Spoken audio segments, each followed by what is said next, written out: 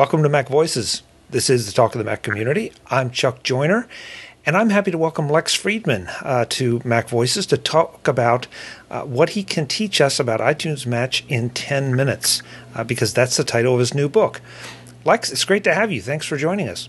Thank you. I'm happy to be here. Lex, can you really teach me iTunes Match in 10 minutes? It's a fair question, and I will tell you that I think the book's title is a bit deceptive. Each chapter will take you 10 minutes, but there's about 130 pages in the book, and that's spread over 13, 14 chapters. So I can give you the basics in 10 minutes, but when you start getting into some of the more advanced features, you're going to need some extra batches of 10 minutes at a time. So you're lying to us right out of the box. That's how I roll. That's good to know. Well, at least we've got it straightened out. And I'm actually kind of relieved because I have played with iTunes Match this much so far. And if I thought that you were trying to tell me you could teach me everything I need to know in 10 minutes, I'd be doubting you. So that's good. And the truth of it is, Apple, for whatever reason, has not done much in the way of explaining all the features of iTunes Match and what you can do with it and how to use it. There's no big tutorial on Apple's website or anything. So it's, there's the obvious stuff that iTunes Match can do. I think the most obvious feature is, you can back up your music into iCloud and then access it from any device. Excuse me. But you can back up your music into iCloud and access it from any device. But there's so much more that it's capable of doing that Apple barely gets into at all, and that's why I thought the book could be useful. I think it definitely can be useful because, unfortunately, I'm one of those people that falls in the category of having more than 25,000 tracks. So I can't just throw my entire library at it, nor would I want to from what I've learned about it, that's not necessarily the best idea either. So I'm going to ask you to maybe teach us how to maybe get started, test the waters a little bit so we don't destroy or trash our library or kill the meta tags or whatever. To your original music library, so long as you don't delete anything. I should point out that there are some warnings. If you have a lot of explicit tracks and you let iTunes match them, iTunes tends to match explicit tracks with the non-explicit alternate versions. So if you want to hear, say, all of Eminem's profanity, and you delete your original so that you can get Apple's higher bitrate version instead, you might lose out on his profanity or whatever the explicit track is you like. But generally speaking, it's mostly a non-destructive process. So if you have too many songs, like you do, Chuck, the book talks about a couple different ways to do it. The easiest way to start using iTunes Match in that case is going to be to create a new library into which you only put those songs that you're interested in syncing via iTunes Match.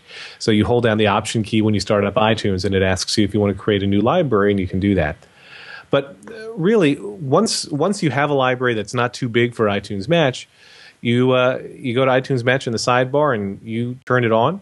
And you pay the $25 that it costs per year, and it'll start working by itself. And I will say, although there's a lot of work that iTunes Match has to do to start backing up your music and figuring out what songs it actually needs to upload to Apple servers versus what songs it can match from the iTunes store itself, it's an intensive process. But I found my Mac remained. I've restarted my iTunes Match process several times in the course of writing the book, and I found that my Mac remained fairly usable each time I did it. So that's the good news. Even though it is an intensive process, you can let your Mac take care of it without being unable to do anything else.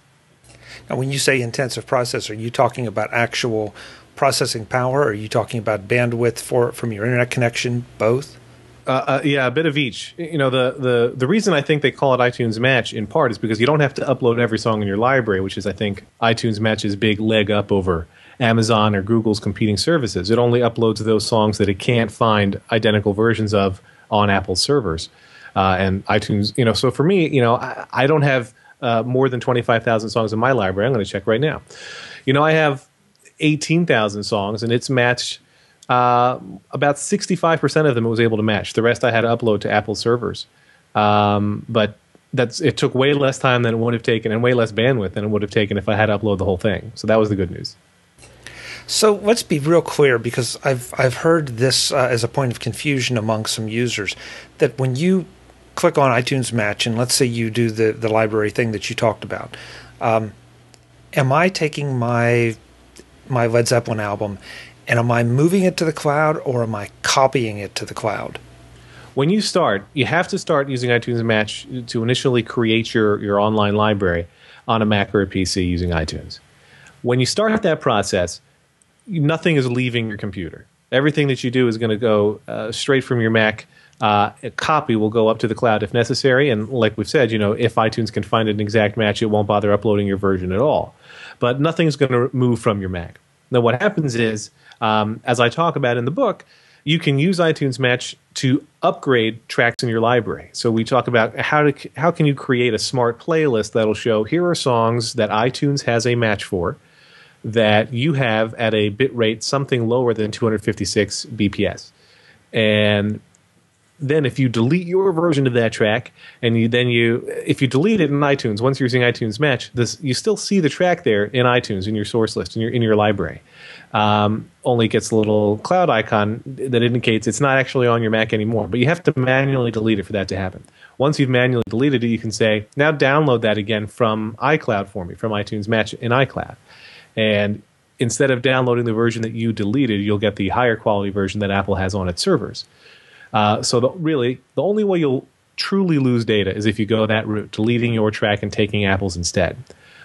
The one possible exception to that rule is that iTunes Match does not mess with your metadata. If you've renamed a track for whatever reason or changed an artist's capitalization, let's say, the matched versions of those tracks won't affect that at all. The one thing that I have seen happen is sometimes you'll lose album artwork that you've added if you re-download the songs from iTunes Match. So if you had custom album artwork that you put on your tracks and that's important to you, there are issues I've seen where those can vanish if you need to re-download the track completely from Apple. Okay, now you touched on something else. You talked about a smart playlist. If I kick iTunes Match into gear and then I wish to go to my mobile device or another computer and access it, do I have access to my playlists? Yeah, what's great is that iTunes Match, iOS has been moving more and more towards you don't have to keep syncing your device all the time by tethering. It can sync over Wi-Fi and everything else. And you can sync, as much of your music as you can fit on your iPod or your iPod Touch or your iPhone or your iPad. But when you're using iTunes Match, yes. The answer is basically yes. It'll sync your smart playlists and your regular playlists. The sole exception being any playlist whose ingredients include pulling from another playlist. So a playlist where it's a smart playlist with a rule saying, take any songs from this other playlist and then apply these rules to them and create a new playlist, those won't sync over iTunes Match. But any other regular smart playlist that's looking at, just at your broad music library in general, or any regular playlist, those will sync automatically. So if I have a recently added playlist on my Mac that just picks, any songs added to my library, say in the past 45 days, so that I can, audition them and see how much I like listening to them. And that playlist gets automatically updated on my iPhone, so that when I'm in the car and I hook the iPhone up in my car's stereo system, I always tell it to start from the recently added playlist. And I don't have to ever sync and worry about that because iTunes Match takes care of it. The music, let's take one step back. When you use iTunes Match on a computer, let's say you have two Macs in your house. You set it up on the computer that actually has the library, and then you have a second Mac that's got no actual iTunes library.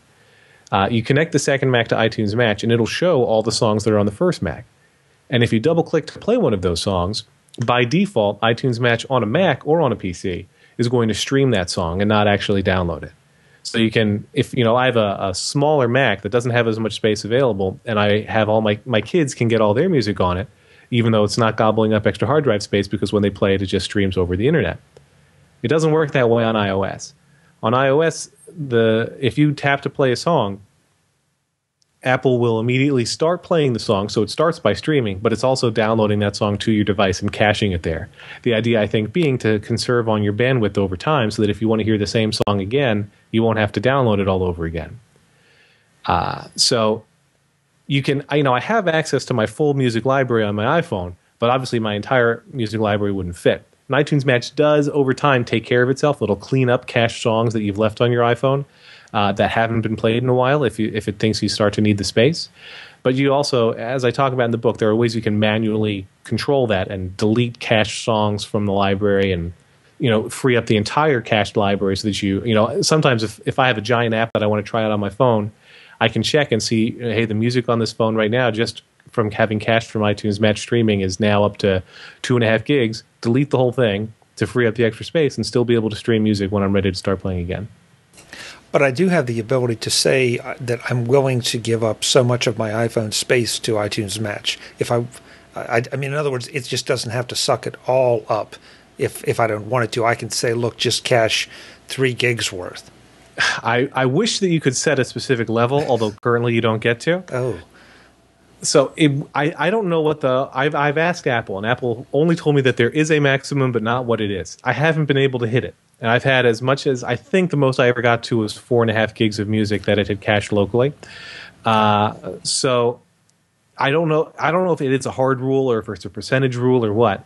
But, I have been assured, and I've even seen in action, that songs will go away that have been cached if you didn't tap to download them yourself. Because you can also tap and say, I want you to download this song and cache it on my device. But if Apple does it, as you're playing music, those songs can go away if they haven't been played in a while, but you don't get direct control over how much cache space it's allowed to use, which is a shame. It's a shame, but you make me feel a little better because now I don't have to worry about if I have a 64 gig iPad that I'm going to have 30 gigs worth of songs cached in there, especially right. Since we have great cameras and great video cameras in these devices. I don't want to be fighting with my music while I'm trying to use that and take large images or large videos. Exactly. And if you go into settings on the iPhone or on the iPad, general usage, it gives you a list of all the apps on your device and how much space they're using up. And that includes not just the app size, but any documents associated with it. For me, most of the time, if it's not, iMovie or a very graphics-intensive game at the top of that list, it's music. And right there is where you can actually swipe to delete, and it won't delete the music app, obviously, because that's built in and you can't remove it. But it'll delete the cache if you're using iTunes Match. So it's quick enough to reset if it's ever an issue. Lex, the other thing that I think is of concern, and I've beat this drum on the show quite a bit, if we start moving everything to the cloud, we're paying to send it up, we're paying to bring it back. And for most of us, that's not an issue, especially if we're on, say, a home Wi-Fi network. But on our iDevices, with some of the caps that the carriers put on and what they charge for data, it is a bit of an issue. So is there any particular wisdom you can share about that or that you cover in the book? I do talk about it in the book, and I'm happy to share some secrets from the book here today. As long as everybody promises to buy it. No question. But no question. The truth is, I don't worry about it too much because I work from home, and I almost never even come close to my AT&T iPhone's data limits. And I stream music in the car pretty regularly, and it's they're small. The files themselves are small enough when it's downloaded from iTunes Match that it hasn't been a problem for me yet. But there are workarounds if it is a concern. You can tell iTunes Match on iOS devices to only display songs that are cached on the device. That is, not to display songs that are only available from the cloud. So then if I had a new album, let's say, and I was going on an airplane where I wouldn't have an internet connection, or if I had a long drive where I knew that just gobbling up internet bandwidth the entire time wouldn't be the smartest way to handle a long drive, before you go, you can tell iTunes Match on the iOS device, download this entire playlist or download this entire album or all songs by this artist. And it pulls all those songs down while you're still on your home Wi-Fi network. Then you go into settings, into music, and you say, don't show music that's not available on my device. Only show locally stored music, not music from the cloud. Once you've done that, now you have all the songs you want to hear, in theory, cached on your device. And if you hit shuffle or just play in the music app, it's only going to play those local songs. Obviously, then you're not getting the full benefit of iTunes Match until you turn that back on again so that you can see all of your songs.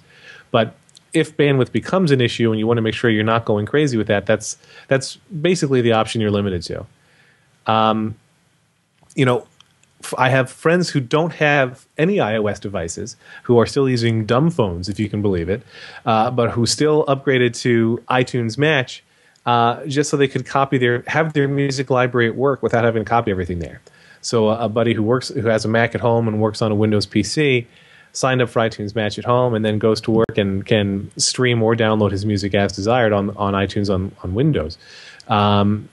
So I think there are ways to use it if you don't have an iOS device, or if you do have iOS device bandwidth usage concerns. But yeah, basically the workaround, if you are concerned about going over on the data, is to say, don't pull down songs from the cloud for the time being. Yeah, it's an interesting thing. We all got so used to taking so many songs with us, and the iPhones and the iPod Touches have gotten bigger, and certainly the iPad has gotten bigger. But now we have so many other things that live on those devices, and we're creating more content on those devices.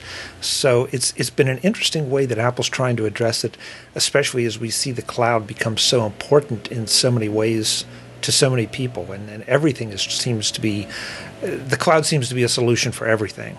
Right, and it wouldn't surprise me to see Apple make iTunes Match cheaper over time, because I think you're right. Apple can worry less about finding cheaper, larger flash drives to put into these devices if people don't have to have their music library gobbling up all the free space on those devices. And I mean, I think this is a pipe dream, but to me, the ideal scenario is if Apple can cut some deal with the carriers that says data that comes from iTunes Match transfers doesn't go against your bandwidth quota. How that could ever possibly work out, where the carriers wouldn't mind it, I don't know. But if I could decide anything I wanted about how iTunes Match worked, that's what I'd do, is make it so you wouldn't have to worry about that bandwidth consumption. Lex, as we record this, just recently Amazon announced their cloud service, or a variation or an improvement on their cloud service. One of the features of that is if you engage in any of the paid tiers, you basically can upload an unlimited amount of music. Now, I haven't started that unlimited amount to test it to see what I can really get away with. But do you think that that's a better option? I mean, it doesn't feel like it, and I haven't used it that much yet because it's so new. It feels like it'll be nice for mass storage, but it'll be a bit clunkier because you won't have playlists, you won't have the sophistication necessarily on your iDevice. Right. It's the playback that becomes a problem. You're exactly right. I've looked at Amazon's, and I've even tried Amazon's web music player, and it works fine, but then you're playing your music through a web interface. If Amazon can create, and honestly, I don't even know if they have. Is there an Amazon Music Player app for iOS? Do you know?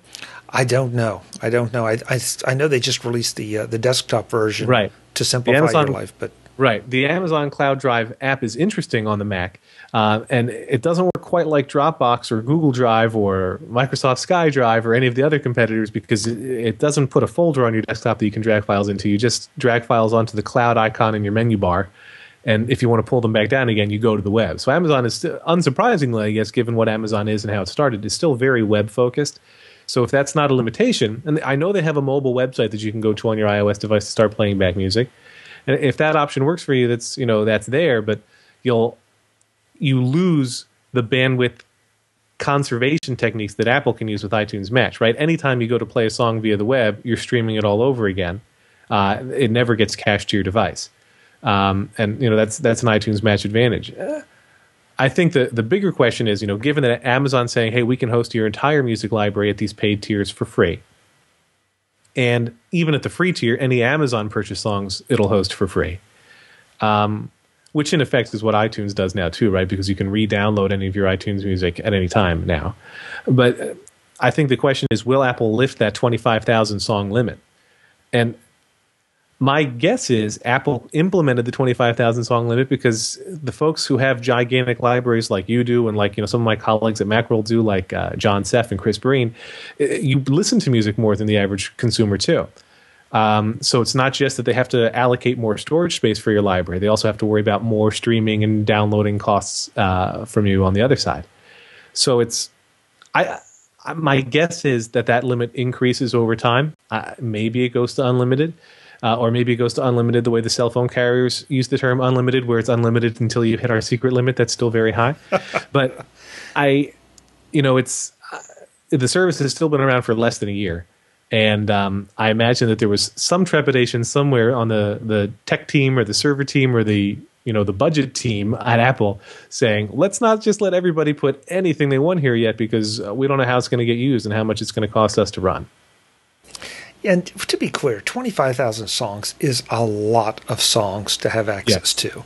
The reason I know we've talked to Kirk McElhearn, he's a big classical music guy, so that has its own issues. I tend to have a large bootleg collection, that I've acquired over the years, and that you don't just get bootlegs of one song, you get entire concerts, Right. and so those chew up a lot of time and a lot of space. So I've never really seen the 25,000 song limit as a hindrance, with the possible exception of what I have to do to set it up. That's Right. the only problem. No, Kirk finds it a hindrance because I've talked about it with him, and he does not approve of the limit, because in theory, somebody who has as many songs as you guys do is clearly very passionate about music, and so it makes sense that Apple would, in some ways, be incentivized to, appeal to you.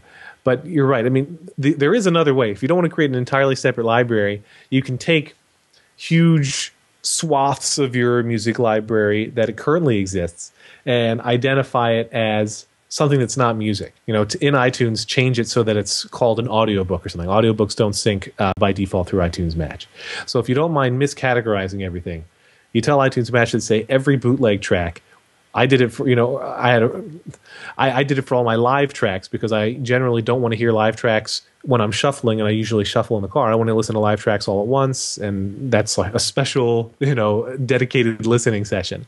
So you identify all those in a separate way, and then iTunes Match ignores them. So that way you don't have to maintain separate libraries. So there's no ideal solution, I would say, because maintaining two libraries is no fun, and misrepresenting what songs are to iTunes isn't a great idea either. So, like I say, I have to believe that it's going to get easier, that they're going to raise that limit, but there's always going to be somebody who's got too many Grateful Dead albums and concerts there, and it's just not going to fit. For the record, I have no Grateful Dead. I just need that to be said. Fish? Fish was my other guess. No, neither one. No. Metal, lots of metal. Got it. Lex, I do want to go back before we wrap up and ask just for one clarification. When you talk about creating a new library, and again, I'm being a little selfish because I have a large library, but I don't think, 18, 20,000 is probably out of the reach of a lot of people.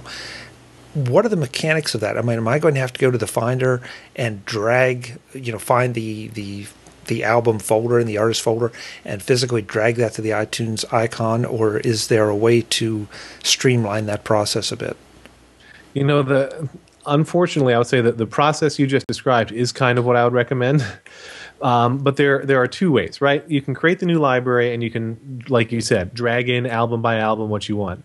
The other thing you can do, if you have the free space available, is look at your original library, grab all the playlists and songs, because it's easier if it's by playlist most of the time, and you can't view your songs by playlist on your Mac nearly as easily as you can in iTunes anywhere else.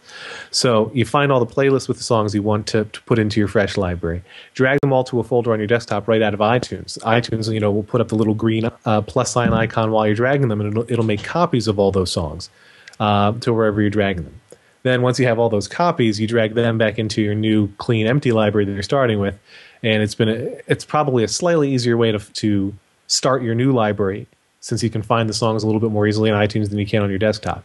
The most important thing to remember, though, is after you create the new empty library and before you drag in the music, you want to go back over to iTunes Preferences and tell it, turn off the option to have it organize your music for you. Because what you don't need is for your Mac to have multiple copies of all those songs.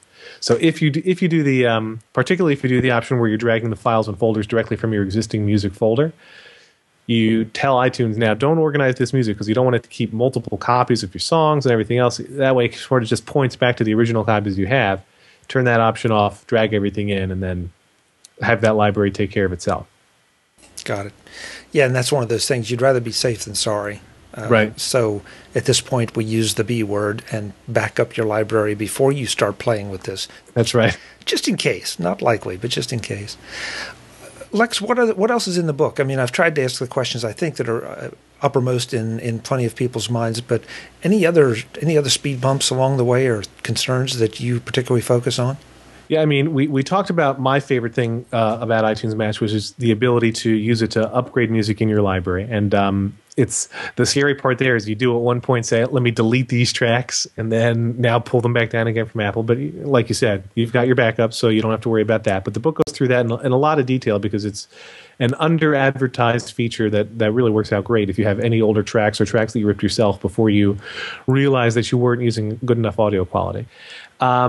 I talk about in the book, various other, we talked a bit about managing the size that iTunes Match can gobble up on your iOS device. And I talk about how you can delete individual songs that have been cached, how you can pull down individual songs, albums, or entire playlists or artists onto your iOS device. If you have a big music library that you want to have with you, and you don't want to, we talked about this a bit, but you don't want to need to stream it over your 3G or 4G connection, you can pre-sweeten the pot, I like to call it. And the book goes into how you can sync some songs onto the iPhone or iPad directly via iTunes, then enable iTunes Match and have it see those songs already there and recognize the ones that are in your iTunes Match library and that you also sync directly so that it doesn't have to sync those. So you can pre-sweeten which songs are already cached on the device by turning iTunes Match off and then syncing and then turning iTunes Match back on again. And the book goes into some detail about how to pull that off. And we also talk about how to use iTunes Match on with the Apple TV, which is fairly self-explanatory. And people say, well, iTunes Match can already be on my home network and share my iTunes library. But if you're like me, when you go to a hotel, especially if you're traveling with kids, you take the Apple TV with you so that they can watch the stuff they're used to. Now you can also access your entire library, even if you didn't bring your Mac with you. If you just brought an iOS device and the Apple TV, let's say, you get your whole library through the TV from iTunes Match, which for us has worked out great. And then we also talk about how to work around restrictions and errors. Restrictions being, if you have tracks that are encoded at very low quality, iTunes Match won't even look at them. But you can trick iTunes Match into looking at them by sort of re-encoding those songs via iTunes at higher bit rates, even though obviously that short-term process doesn't improve their quality. Once iTunes Match can see that track and match it, then you can get the upgraded version. And, everybody who uses iTunes Match with the larger library will see errors, songs that don't match properly or songs that iTunes Match is ignoring or playing back incorrectly, both on the Mac and on iOS. And we give you some workarounds and fixes for that in the book, too. So at the end of the day, iTunes Match is not as easy to use as we might like it, but the benefits really, I think, outweigh some of the challenges, and it would behoove you to invest a little time, invest in Lex's book, learn how to set it up, and then you're going to have access to most, if not all, of your music everywhere, anytime, and just maybe pay a little attention to the bandwidth issues we talked about. That's exactly right. I think that $25 a year is pretty great because you can it eliminates the need for iTunes Plus. So if you still have tracks that are lower quality, upgrade those. Lets you access your music from everywhere. Freed up a ton of space on my iOS device, and I'm looking forward to renewing when my first year is up. Yeah, and you just said it saves a lot of space, and let's not overlook the fact, as you said, that you get upgraded tracks if you have old things that maybe you ripped from CDs or worse, LPs or whatever. Now you've brought them into the modern age at the best quality possible. So yeah, right. It's a lot of value here for the money. Agreed. Lex, where do they go to find out about the book? Is it available everywhere? It's an ebook only, so it's available wherever ebooks are sold. So you can get it from iBooks. You can get it cheaper from Amazon if you don't mind going that route. And then if you it's available directly from Pearson and Sam's. And so if you Google "Teach Yourself iTunes Match in 10 Minutes," you'll find it all over the place. But I got my copy from the Amazon store. All right. Well, I'll make sure they don't have to Google it. I'll just put it in the show notes so that you can just visit our website. You can link up with everything that Lex does because you'll find him at Macworld, a few other places if I remember correctly, Lex. Yeah, I mean, there's my personal site, lexfriedman.com, too, and I used to work for Tidbits, but now I give most of my online writing goes just to Macworld because I love those guys to pieces. Yeah, great operation, as is Tidbits. So that's right. Lex, thank you for the time. It's been a lot of fun, and I hope everyone's learned something. I've learned a couple strategy pieces now that I have to go and buy the book and do that too. So, thanks. Well, I appreciate you having me on. Hey, we'll do it again soon. All right, thank you. Folks, that is Lex Friedman. He is the author of, I want to make sure I get it right, Teach Yourself iTunes Match in 10 Minutes. Again, I will have links in the show notes so you can go and get your very own copy, start using iTunes Match to its fullest effect. Until the next time, I'm Chuck Joyner. Thanks for watching.